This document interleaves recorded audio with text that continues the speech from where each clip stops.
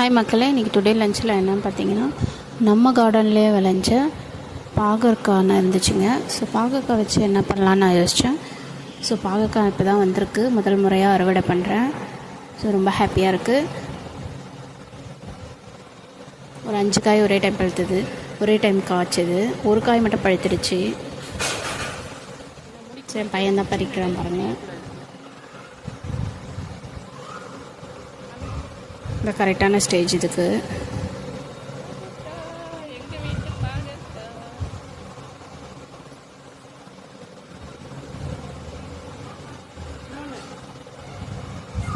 பக்கமும் உள்ளே இருக்குது, அதுக்குள்ளேயும் இந்த எடுத்து. ஸோ மொத்தம் பார்த்திங்கன்னா 5 காய் வந்தது.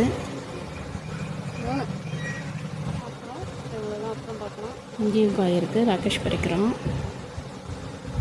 ஸோ எல்லாத்தையும் சேர்த்து நான் பாகற்காய் தொக்கு மாதிரி வச்சுட்டேங்க. சாம்பார் வச்சுட்டு பாவக்காய் தொக்கு வச்சேன். ஸோ நல்லா இருந்துச்சு.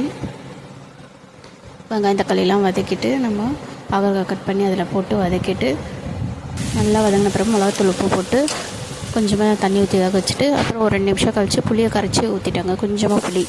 ஸோ டேஸ்ட்டாக இருக்குங்க. புளி கரைச்சி ஊற்றினா லைட் கசப்பாக தான் இருந்தது, நல்லா இருந்துச்சுங்க. ஏன்னா இது ரொம்ப ஹெல்த்தி. கண்டிப்பாக வீக்லி ஒன்ஸாக சாப்பிட்லாம். எல்லோரும் சாப்பிடுங்க. ஸோ நம்ம கார்டனில் இது விளைஞ்சி சாப்பிடும்போது மனசுக்கு ரொம்ப மகிழ்ச்சியாக இருந்தது. கத்திரிக்காய் சாம்பாரும் பாவக்காய் தொக்கும் தாங்க இன்றைக்கி டுடே லஞ்சில். வீடியோ பிடிச்சிருந்தால் லைக் பண்ணுங்கள், ஷேர் பண்ணுங்கள், சப்ஸ்கிரைப் பண்ணுங்கள். நல்லா இருக்குதா சொல்கிறேன் கேளுங்க, நல்லா இருக்குன்றான்.